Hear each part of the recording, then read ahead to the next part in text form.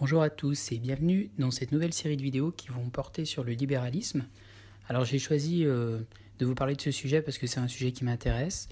J'aime tout ce qui est lié au libéralisme et je considère qu'aujourd'hui, si vous regardez les médias, les experts, tout ce tout ce qu'on véhicule par rapport au libéralisme, il y a beaucoup de choses qui sont fausses. Donc je vais dans cette première vidéo essayer d'aller assez vite, faire une petite introduction pour vous donner envie de continuer à regarder les vidéos.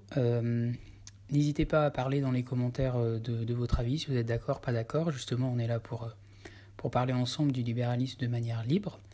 Donc pour commencer, le libéralisme, c'est quelque chose qui est très contraire à ce dont on a l'habitude aujourd'hui, c'est-à-dire qu'aujourd'hui on réfléchit tout le temps de manière collective. On parle des individus ensemble à travers l'État, on parle des individus ensemble à travers des groupes, à travers des signes religieux, des signes d'appartenance ethnique. On parle des gens à travers les classes sociales. On parle des gens à travers des syndicats, par exemple, des partis politiques. Donc aujourd'hui, on est dans un monde où on parle tout le temps du collectif. Paradoxalement, on vous dit aussi que la société est de plus en plus individualiste. C'est vrai et faux en même temps. C'est vrai parce que on est de plus en plus en face de médias qui veulent nous satisfaire via la publicité. Vous êtes unique parce que vous allez acheter ce produit, etc. etc. Et je vais très vite parce que sinon la vidéo va durer des heures, mais on va vous donner l'illusion en fait que vous êtes unique en achetant ce produit, ou alors que vous achetez ce produit, ce qui fait de vous quelqu'un d'unique.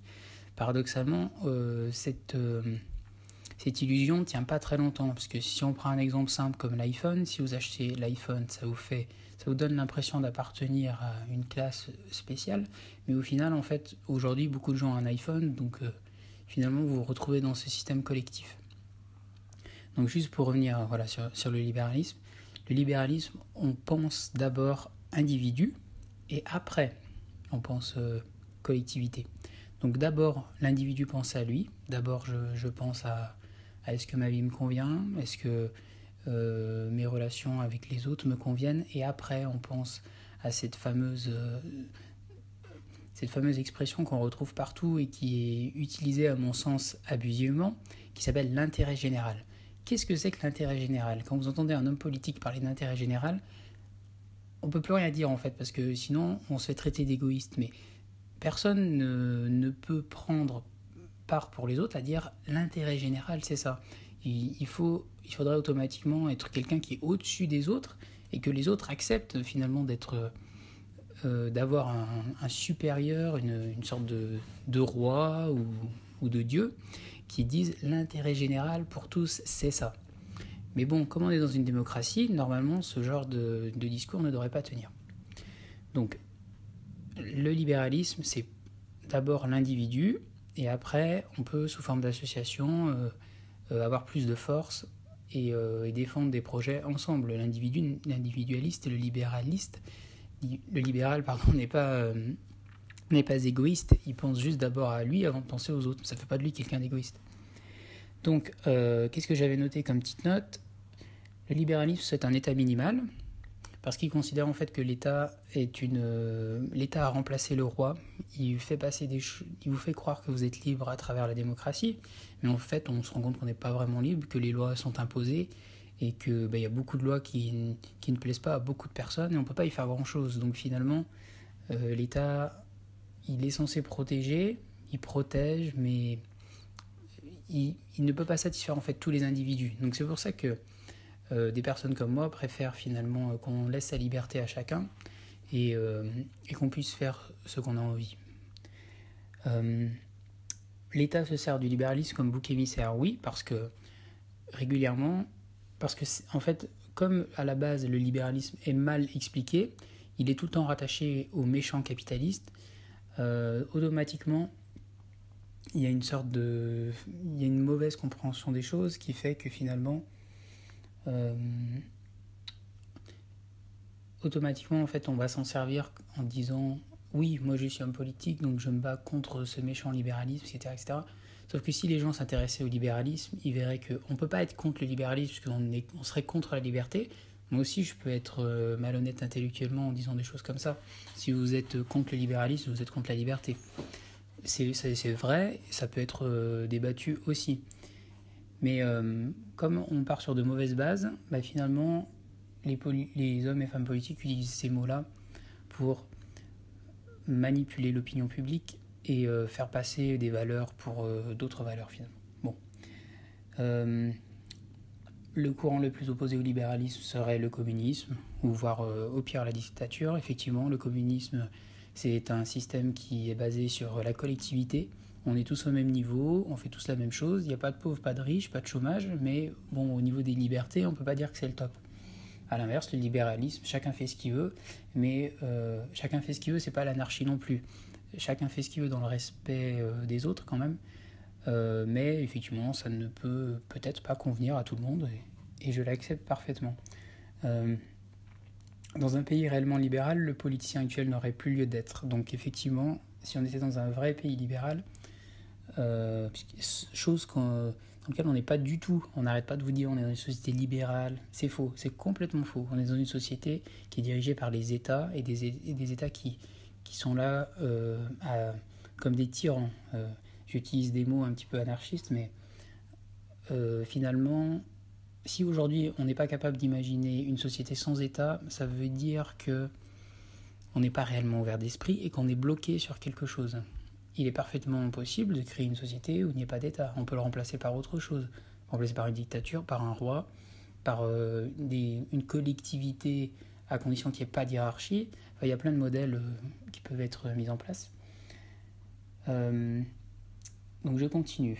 Voilà, je voulais prendre des exemples. On est déjà... Je regarde le temps. Donc, 7 minutes. J'essaye d'aller un petit peu vite pour que ce soit facile pour vous et que ce soit intéressant. Premier exemple que j'ai choisi, l'État contre Free Mobile, parce que c'est un exemple qui va parler à tout le monde. Avant que Free Mobile arrive sur le marché, vous aviez 3 opérateurs, Orange, SFR et Bouygues, qui se partageaient le marché. Nous serons tous d'accord pour dire que les prix, à ce moment-là, il y avait une entente. Il y a eu une entente et on est d'accord dessus, puisqu'il y a eu un jugement qui les a condamnés. Il y avait une entente sur les prix, donc il n'y avait pas réellement une concurrence. Qui était gagnant? Ces entreprises-là, puisqu'elles vendaient des produits à un prix supérieur au prix réel de ces produits et de ces services. Qui était perdant? Le consommateur, puisqu'il payait trop cher ces produits. Qu'est-ce que le libéralisme prône? Il prône la libre concurrence. Donc, dans le secteur des télécoms, c'est un petit peu spécial parce qu'on ne peut pas, comme ça, demain, je ne peux pas être opérateur télécom. Vous devez acheter à l'État des bandes de fréquences pour pouvoir utiliser un réseau. Mais néanmoins, Free Mobile a réussi à faire cela. Donc, quand ils sont arrivés sur le marché, la toute première conférence de Free Mobile était intéressante puisqu'ils ont parlé d'un fameux forfait social RSA. C'était quelque chose qui avait été mis en place par l'État. Un petit peu comme si l'État, en fait, du coup, était un peu... comment dire? L'État est censé protéger les citoyens, mais comme l'État était du côté de ces 3 grands opérateurs qui volaient les citoyens, entre guillemets, sans aller trop loin, et pour se donner bonne conscience, il a choisi de faire un forfait pas cher pour les citoyens, donc le forfait RSA, qui existe toujours sur le site d'Orange. Pour 10 € par mois, vous avez 1 heure d'appel et 40 SMS, donc on peut parler quand même d'arnaque. Et quand Free est arrivé, ils ont proposé un forfait pour tout le monde à 2 € avec 1 heure d'appel et SMS illimité au départ. Donc finalement, le produit était plus complet et il coûtait 5 fois moins cher. Alors évidemment, après, comme les entreprises font aussi la politique, ils ont joué sur le fait que quand on casse les prix du marché, on casse les emplois, etc. etc. Sauf que comme il y a un nouvel entrant, qui était Free Mobile, lui aussi avait besoin d'employés pour maintenir ses réseaux, employés pour s'occuper de ses abonnés, etc. Donc finalement, il y a un équilibre qui se fait. Donc voilà un exemple assez simple de ce que peut apporter le libéralisme.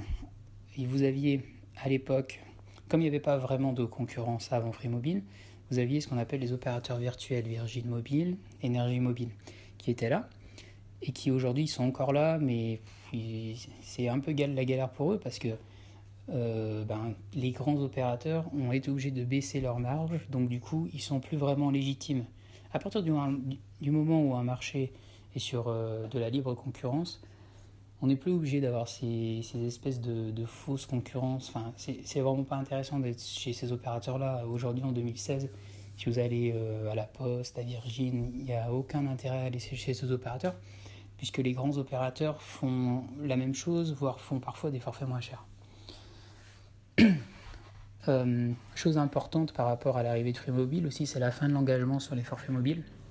C'est quelque chose de très très important parce que ça permet à n'importe quel consommateur de partir quand il n'en a pas envie. S'il en a marre de son opérateur, il change, donc automatiquement ça a beaucoup changé les règles du jeu, puisqu'avant on était sur ces forfaits engagés 1 an ou 2 ans, avec des téléphones subventionnés. Aujourd'hui on achète son téléphone où on veut, donc il y a cette liberté, et le libéralisme prône ça, il prône une liberté du consommateur pour qu'il puisse aller acheter son produit ou son service où il le souhaite.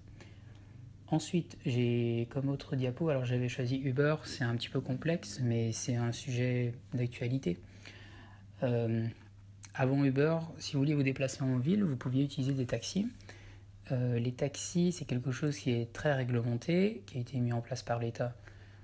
Une réglementation a été mise en place par l'État pour éviter qu'il y ait trop de concurrence et pour garantir un revenu minimum finalement aux chauffeurs de taxi. Donc on pourrait appeler ça du protectionnisme, ce qui est l'opposé du libéralisme.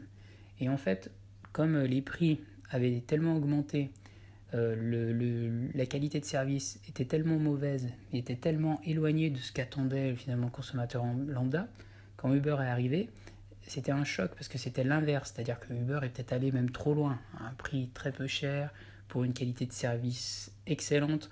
Donc il y a eu vraiment un choc sur le moment, c'est pour ça que, un peu comme Free Mobile quand il est arrivé, il faut qu'il y ait un équilibre qui se fasse, mais aujourd'hui on peut parler d'une saine concurrence. Vous avez la possibilité de choisir un taxi, vous avez la possibilité de choisir Uber, il y a même d'autres startups qui se sont mis en place, d'autres services que vous pouvez utiliser, et on voit bien que c'est au bénéfice du consommateur, parce que s'il va voir Uber un jour et puis que finalement il n'est pas du tout satisfait de ce service, il peut retourner vers les taxis.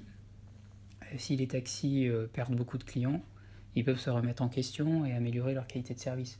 Donc tout ça, c'est au bénéfice du consommateur. Je voulais parler des autres petits points, mais ça va faire avancer, ça va être assez long. Je voulais juste parler du fait que... on pourra en parler dans les commentaires, en fait. Je ne vais pas forcément parler de tous les points, mais si vous avez des questions ou vous voulez parler de certains sujets, vous pourrez en parler dans les commentaires. Je voulais dire que Uber, c'est seulement une transition aujourd'hui. Vous avez le premier actionnaire d'Uber, c'est Google, et Google travaille sur une voiture autonome. Donc dans 15 ou 20 ans, on peut très bien imaginer, sans être dans de la science-fiction, que vous allez utiliser votre smartphone, vous allez commander un taxi Uber, et un taxi Uber va arriver devant chez vous sans chauffeur et vous emmener où vous le souhaitez. Donc là aussi, il y a des questions par rapport à l'emploi d'aujourd'hui. Qu'est-ce que j'avais choisi comme autre sujet ? L'État français contre la drogue. Oui, donc la drogue, c'est quelque chose dont le libéralisme fait part. Encore une fois, si on ne parle pas ici de questions morales. Si vous êtes un consommateur et que vous avez envie de consommer de la drogue, vous en avez le droit. Pour moi, en tant que libéral, vous en avez le droit. Après, l'État vous l'interdit. Qu'est-ce qui se passe aujourd'hui par rapport au marché de la drogue si c'est interdit ? Vous avez du coup des filières clandestines qui se mettent en place et qui vous proposent des produits de mauvaise qualité. Enfin, vous pouvez avoir des produits de bonne qualité, mais il n'y a aucun contrôle. Donc vous allez acheter un jour, ça sera bien. Le lendemain, vous allez acheter, vous aurez un mauvais produit. Donc il n'y a pas forcément une bonne qualité, pas de traçabilité. Si on décide de légaliser ce marché, qu'est-ce qui va se passer ? Des vraies filières vont se mettre en place pour vous proposer un produit de qualité et vous garantir un prix de qualité. Vous aurez une baisse des prix pour le consommateur, donc certaines personnes pourraient me dire oui, mais ça va encourager à consommer. Finalement, on n'est pas là pour répondre à cette question, mais si vous gagnez en pouvoir d'achat, c'est forcément positif. Si vous payez moins pour acheter la même dose, vous pourrez acheter d'autres choses à côté. Vous aurez donc une hausse de la qualité grâce à la traçabilité. Et puis comme aujourd'hui ce sont des secteurs qui sont gérés par des filières clandestines, forcément vous aurez une baisse de la criminalité, des trafics et du blanchiment d'argent. De plus, comme ce sera un produit qui sera vendu sur le marché, vous aurez donc de la TVA et peut-être des taxes mises en place par l'État, ce qui permettra ensuite de financer des programmes de prévention, etc. etc., etc. Parce qu'aujourd'hui, il y a déjà des programmes de prévention, mais du coup, où est pris l'argent dans votre poche? Ensuite, la sécurité sociale, ça c'est un sujet qui tient à cœur les libéraux en France, parce qu'on n'arrête pas de nous parler de la sécurité sociale comme quoi c'est une chance. Et les libéraux sont contre cette idéologie-là, tout simplement parce que, comme je vous ai dit, en tant que libéral, on doit avoir le choix de consommer ce qu'on souhaite. Et la sécurité sociale, il n'y a pas de concurrence, on ne peut pas consommer un autre produit. On est obligé un autre service du moins. On est obligé d'utiliser ce service.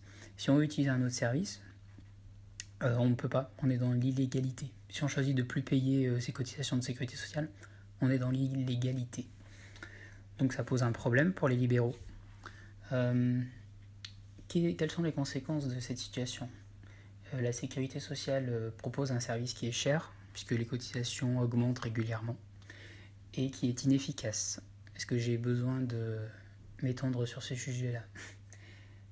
Comme il est inefficace, mais que l'État n'a pas le courage ou l'envie de remettre en question la sécurité sociale, ils ont choisi, il y a plusieurs années, de mettre en place des mutuelles. Donc, en fait, déjà, vous payez un service à la base qui vous est imposé, mais comme ce service est mauvais, on vous dit, à ce moment-là, payez-vous une mutuelle à côté, comme ça, elle vous permettra de vous payer d'autres services. Donc finalement, comme à la base, normalement, le service public est censé être performant, là, comme il n'est pas performant, finalement, on vous dit, allez vers le privé pour avoir un service performant. Tout n'est pas très logique là-dedans. La sécurité sociale est une obligation de l'État, on ne peut pas la choisir, donc je vous en ai déjà parlé. Donc si on supprimait la sécurité sociale, qu'est-ce qui se passerait? On vous proposerait en fait simplement de choisir votre propre assurance maladie à travers différents organismes privés. Donc ça permettrait de mettre ces organismes en concurrence et ça vous permettrait d'avoir simplement de meilleurs services. Les moins pauvres payent cher leurs soins, les plus riches choisissent le privé. Oui, alors ça c'est quelque chose dont on ne peut pas parler comme ça en quelques minutes, mais il faut se rendre compte que la plupart des services, des services publics, on pense que ces services sont offerts, et en fait, seuls les plus pauvres des plus pauvres en bénéficient. Donc c'est pas forcément quelque chose qu'on peut envier, c'est pas forcément quelque chose de valorisant, mais les plus riches peuvent aussi s'en affranchir, parce que si la sécurité sociale pour une personne riche n'est pas suffisante, de toute façon c'est prélevé sur sa facture, donc il n'y en a pas vraiment besoin, et lui s'il veut un meilleur service, il va dépenser de l'argent dans une structure privée. Donc finalement, qui est le plus grand perdant? C'est cette fameuse classe moyenne, c'est cette majorité silencieuse qui paye tout le temps pour les autres. Enfin, voilà, c'est les discours qu'on peut entendre parfois sur Internet, et c'est la vérité, puisque aujourd'hui, tous ces systèmes publics, en fait, ils bénéficient à des personnes très pauvres, encore heureux, puisque à la base, ils sont quand même là pour ça, mais finalement, ils pénalisent toute une partie de la population qui n'y a pas accès, et qui paye quand même très cher pour ces services dont il ne peut pas avoir accès. Dernière diapositive, l'éducation nationale. Alors là encore, il faudrait plusieurs minutes pour en parler. Vous avez un système qui a été mis en place qui s'appelle le diplôme et qui a permis dans les années 50 ou 60 à chaque citoyen de pouvoir s'instruire et avoir un diplôme qui lui permette d'avoir un emploi ensuite. Aujourd'hui, on se rend compte que ce système est obsolète, puisque tout le monde peut avoir potentiellement un diplôme, mais tout le monde ne peut plus avoir un emploi. Résultat, le diplôme est dévalué. Il est tellement dévalué qu'avoir un bac plus 5, aujourd'hui, ne vous garantit plus d'avoir un emploi, et il vous garantit surtout d'avoir un emploi mal payé. Donc, Le problème, c'est qu'il n'y a pas d'alternative par rapport à cela. C'est-à-dire que normalement, vous avez le service public, les écoles publiques, l'université, et puis vous avez les écoles privées, mais qui sont quand même sous contrat. Donc finalement, c'est exactement la même chose, sauf qu'il faut payer pour y rentrer. Vous pouvez avoir accès éventuellement à un réseau ou à un enseignement un peu plus poussé, mais ça reste sur le même système qui est basé sur un diplôme. Et je pense qu'aujourd'hui, c'est un système qui est obsolète. Alors, on n'est pas forcément prêt à parler de... Enfin, on n'est pas forcément prêt à passer cette étape d'arrêter un petit peu avec ces diplômes, mais je me permets de vous en parler quand même, puisque je serai simplement en avance sur ce qui va se passer. Ce qui va sûrement se passer, c'est que face à la montée du chômage, on va avoir des alternatives privées qui vont se mettre en place, mais de vraies alternatives, c'est-à-dire qui n'auront plus rien à voir avec l'État et qui seront probablement financées par des entreprises qui aimeraient engager des employés, mais ne trouvent pas d'employés, de salariés suffisamment formés. Donc ils vont finir par former leurs propres entreprises, leurs propres salariés, pour travailler dans leurs entreprises. Et ça devrait normalement, en tout cas c'est ce que souhaitent les libéraux, mettre en place une éducation, je parlais d'éducation libre, c'est-à-dire une éducation... Alors, tout le monde est obligé d'apprendre à lire, écrire et compter, ça c'est la base. Mais après, on est tous d'accord pour dire, je pense aujourd'hui, qu'on nous apprend des choses à l'école qui ne nous serviront à rien. Et justement, une partie de ces choses-là pourrait être remplacée par des choses que chaque citoyen aurait choisi. Je dis citoyen parce que encore aujourd'hui, finalement, on est aussi sur un modèle où on doit faire des études et trouver un travail. Mais en 2016, c'est plus du tout ça. En 2016, on doit s'auto-former. Et on doit se former tout au long de sa vie, puisqu'on est amené à faire plusieurs métiers. Ce qui peut être un avantage comme un désavantage, mais en tout cas, on est dans une société qui change et on ne peut rien faire contre ça, parce que c'est un phénomène mondial. Donc, à moins de faire de la résistance dans son coin, on ne pourra pas faire grand-chose, à part mettre en place du protectionnisme, mais je laisse cela au programme FN. Donc aujourd'hui, vous allez avoir de plus en plus d'alternatives qui se mettent en place. Vous avez les MOOC, qui sont en fait des programmes en ligne, pour les gens qui ne connaissent pas. Vous pouvez apprendre plein de choses. Alors il y a des choses, ça ne va pas forcément vous servir, ça peut aussi être de la culture générale, mais en tout cas, il y a une cassure sur un symbole qui est que normalement, vous deviez passer par une école, avoir un professeur qui lui-même ait fait des études pour pouvoir vous apporter un vrai savoir. Et en fait, aujourd'hui, il y a une vraie libéralisation de l'enseignement, où finalement on se rend compte que chacun peut apporter des choses à une autre personne. C'est ce que je fais aujourd'hui avec vous, en vous apportant un point de vue, et j'espère que dans les commentaires vous m'apporterez à votre tour votre point de vue, ce qui enrichit le débat, etc. etc., etc. Ça, ce qu'il y a d'extrêmement important aussi par rapport à cette libéralisation de l'éducation, c'est que certains programmes obligatoires en fait vous vendent aussi le système, ce qui est normal. Ils vous vendent la démocratie, ils vous vendent l'État comme étant la seule alternative. Et la mise en place de ces programmes va permettre une certaine ouverture d'esprit sur tout ça, une pensée critique et peut-être l'avènement d'autres sociétés à l'avenir. Donc c'est forcément quelque chose de positif parce qu'aujourd'hui en fait on ne peut absolument pas critiquer l'État et c'est dommage. Et la plupart des gens sont formés sur une critique binaire, c'est bien, c'est pas bien, ce qui est dommage et appauvrissant à mon sens, puisque normalement il n'y a pas de vrai ou faux, il n'y a pas de vérité absolue, comme dirait Nietzsche, et c'est sur un principe de nuance qu'on peut faire évoluer les choses. Et surtout, si vous voulez comprendre cette vidéo et comprendre mon point de vue, il faut arrêter de penser les choses de manière collective. Il faut que vous pensiez à vous. Ça ne fait pas de vous un égoïste, ça fait de vous une personne qui a envie d'améliorer sa vie, qui a aussi peut-être envie par la suite d'améliorer la vie des autres, mais on ne pourra pas, vous ne pourrez pas apporter la même satisfaction à tout le monde puisqu'on est tous différents. Et je terminerai sur ça parce que le fait qu'on soit tous différents, c'est ça la vraie définition de la diversité. Si on est tous uniques et différents, on est dans de la diversité. Si on nous dit de mettre un post sur Facebook je suis Charlie et je pense la même chose que tout le monde, c'est pas de la diversité ça. C'est ce qui arrive dans les États totalitaristes. Voilà, je terminerai sur cette notion. Et j'espère que la vidéo vous aura plu. J'essaierai de faire des vidéos plus courtes et moins denses parce que je me rends compte que je suis obligé de dire beaucoup de choses en même temps. Et je vous dis à bientôt pour une prochaine vidéo. N'hésitez pas à parler dans les commentaires parce que j'aime débattre et ça me permettra de parler avec vous dans les commentaires. Voilà, bonne journée, ciao.